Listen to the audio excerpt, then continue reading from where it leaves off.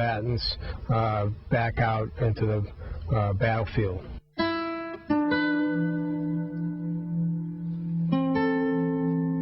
En la base de Guantánamo también se cometieron atropellos hasta con soldados que combatían al mismo enemigo. Por un error de información, uno de ellos terminó recluido en la isla. His name is Amir Jan Gorzan, and he actually was on the right side initially and then was taken in. Let's just listen to this.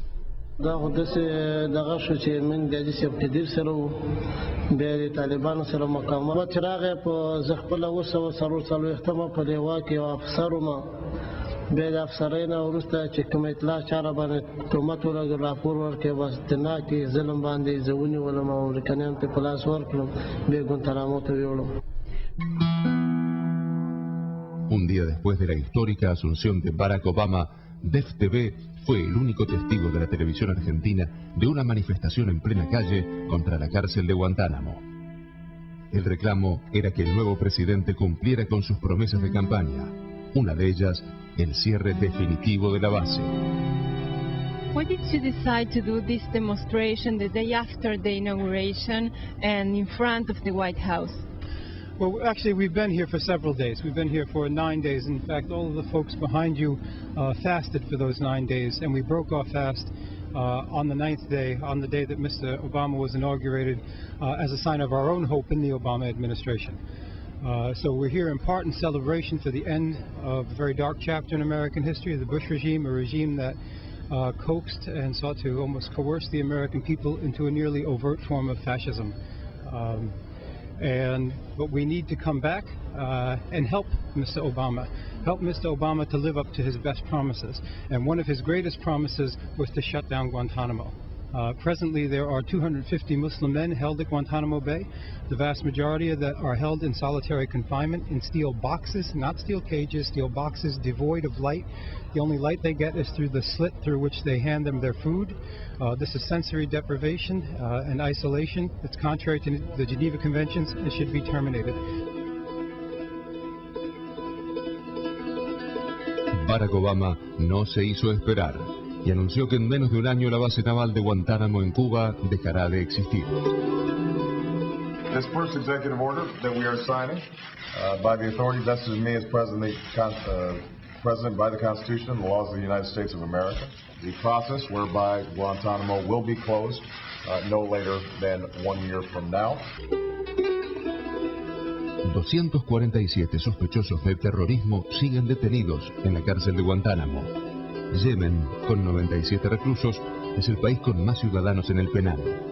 Obama demostró reflejos con su decisión de cerrar la base y marcó una notable diferencia con George Bush.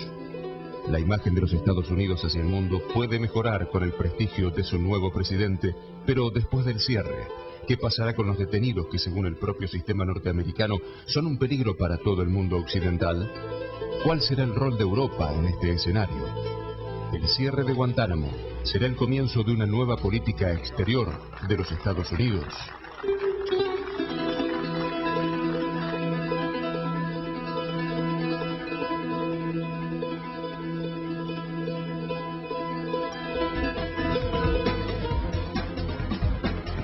Gustavo Sierra, quien nos acompaña esta noche, es uno de los pocos periodistas del mundo que pudo estar en Guantánamo. Gustavo, nos gustaría que nos cuentes, ¿no?, en primera persona, que vieron tus ojos allí, cuál fue la experiencia. Bueno, esto obviamente es un oprobio para la humanidad, tenía que terminar y por suerte vino Obama a terminarlo.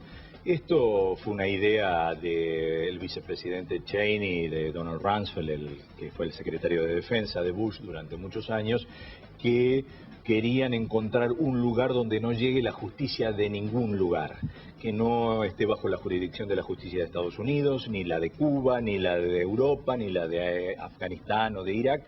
Y fue que inventaron esto, que en la base aeronaval esta, que está ahí hace más de 100 años, estadounidense, enclavada en Cuba, era un buen lugar para esto.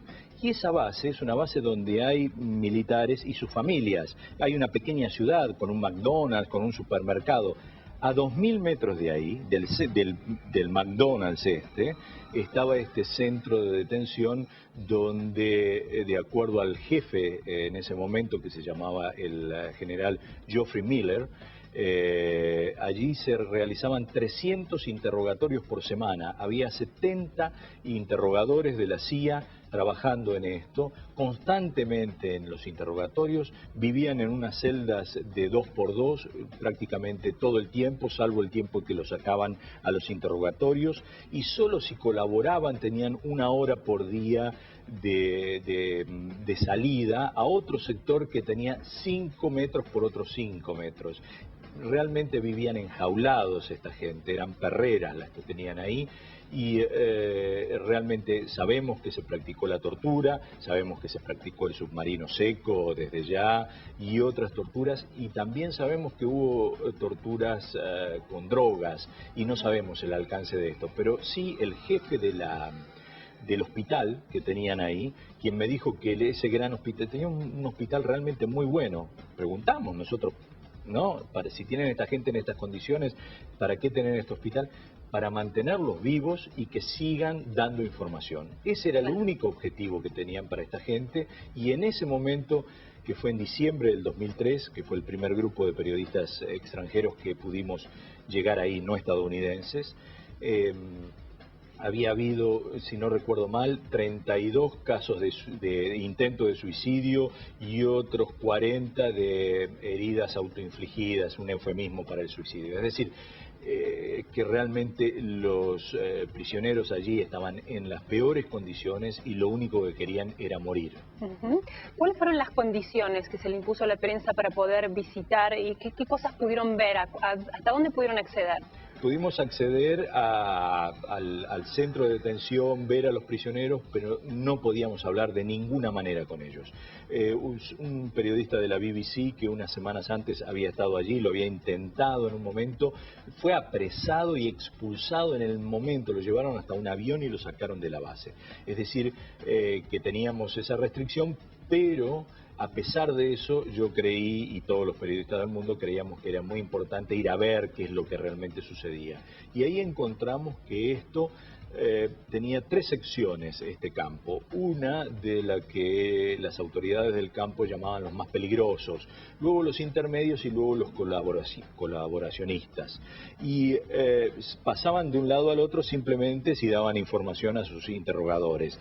Información que, si bien allí obviamente había gente de Al-Qaeda y de otras organizaciones terroristas del mundo, gente muy peligrosa. También había muchos de los que en la Argentina llamamos perejiles, gente que no tenía absolutamente nada que ver. Por ejemplo, el chofer de un taxi, que tomaron unos acusados de terrorismo en un momento en Kabul, y los llevó hasta otro lugar, y en el trayecto los apresaron y se llevaron también al taxista. A este hombre lo tuvieron ahí 5 años interrogándolo. El pobre hombre no tenía la menor idea. Además hubo venganzas en Afganistán entre tribus, entre grupos que se denunciaban unos a los otros, y también muchos de estos fueron a parar ahí, tanto que pasaron por Guantánamo 800 o más prisioneros, no sabemos exactamente la cantidad, y de estos fueron dejados en libertad casi 600, es decir, que en libertad o fueron trasladados a sus países porque ahí podrían llegar a ser condenados. Porque el problema que tiene ahora Estados Unidos es, con estos 247, creo que es el número exacto que hay en este momento, es que las evidencias que tienen contra ellos fueron obtenidas bajo tortura. Claro, no lo pueden usar ahora para... No lo pueden usar de ninguna manera, por supuesto. Y al mismo tiempo fueron trasladados en forma ilegal a este campo, allí en Cuba. Todas estas son evidencias que no va a poder utilizar en estos juicios, y es un problema grave que tiene Estados Unidos, y ahora depende de sus aliados europeos y de África que reciban a estos prisioneros que todavía tienen y ver si pueden hacer algo con ellos. ¿Y qué pasaba, Gustavo, con el reclamo de las familias, con los países de donde eran oriundos estos prisioneros a la hora de reclamar, en los organismos de derechos humanos que también hicieron una lucha muy fuerte, ¿no?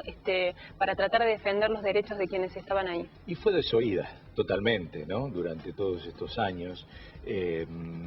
Pude hablar con la hermana de uno de los prisioneros que pudo regresar a casa hace ya casi 2 años o algo así, atrás y que es un ciudadano español por ser de uno de los enclaves españoles